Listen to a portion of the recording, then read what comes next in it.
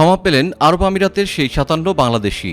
গত জুলাই মাসে বাংলাদেশে বৈষম্যবিরোধী আন্দোলনের সমর্থনে দুবাইয়ে বিক্ষোভ করায় ৫৭ জন বাংলাদেশিকে কারাদণ্ড দেয় সংযুক্ত আরব আমিরাতের আদালত।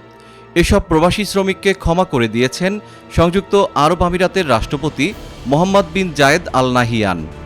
আজ মঙ্গলবার সকালে এক বৈঠকে প্রধান উপদেষ্টা ডক্টর মোহাম্মদ ইউনুস একথা জানান। প্রধান উপদেষ্টার প্রেস উইং থেকে পাঠানো এক বার্তায় এই তথ্য জানানো হয়েছে। প্রধান উপদেষ্টার প্রেস সচিব জানিয়েছেন, সংযুক্ত আরব আমিরাতের ফেডারেল আদালতে দোষী সাব্যস্ত ৫৭ বাংলাদেশিকে আজ সংযুক্ত আরব আমিরাতের মহামান্য রাষ্ট্রপতি মোহাম্মদ বিন জায়েদ আল নাহিয়ান ক্ষমা করেছেন। শিগগিরই তাদের দেশে ফেরত পাঠানো হবে। গত ২০ জুলাই প্রবাসী বাংলাদেশিরা সংযুক্ত আরব আমিরাতে বিক্ষোভ করেন।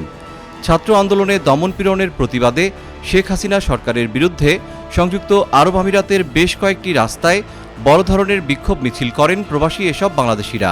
এরপর ৫৭ জন বাংলাদেশিকে গ্রেপ্তার করে দেশটির আইনশৃঙ্খলা রক্ষাকারী বাহিনী।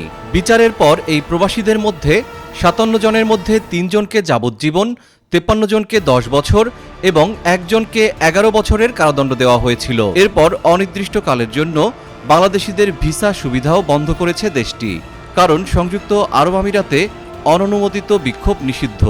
পরে ১১ আগস্ট পররাষ্ট্র বিষয়ক উপদেষ্টা মোহাম্মদ তৌহিদ হোসেন জানিয়েছিলেন, প্রধান উপদেষ্টা অধ্যাপক ডক্টর মোহাম্মদ ইউনুস দেশে বৈষম্যবিরোধী ছাত্র আন্দোলন চলাকালে আটক এবং দণ্ডিত প্রবাসী বাংলাদেশিদের মুক্তির বিষয়ে সংযুক্ত আরব আমিরাতের শীর্ষ কর্মকর্তাদের সঙ্গে আলোচনা করবেন।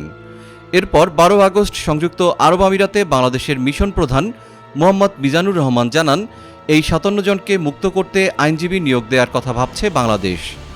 পরবর্তীতে একই দিনে ৫৭ বাংলাদেশির মুক্তির জন্য আইনজীবী ওলোরা আফরিনকে নিয়োগ দেয় বাংলাদেশ সরকার। এ বিষয়ে ওলোরা আফরিনকে সাহায্য করে সংযুক্ত আরব আমিরাত দূতাবাস।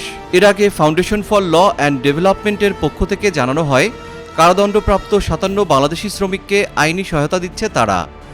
অবশেষে সেই ৫৭ জন সংযুক্ত আরব আমিরাতের প্রেসিডেন্টের ক্ষমা পেলেন।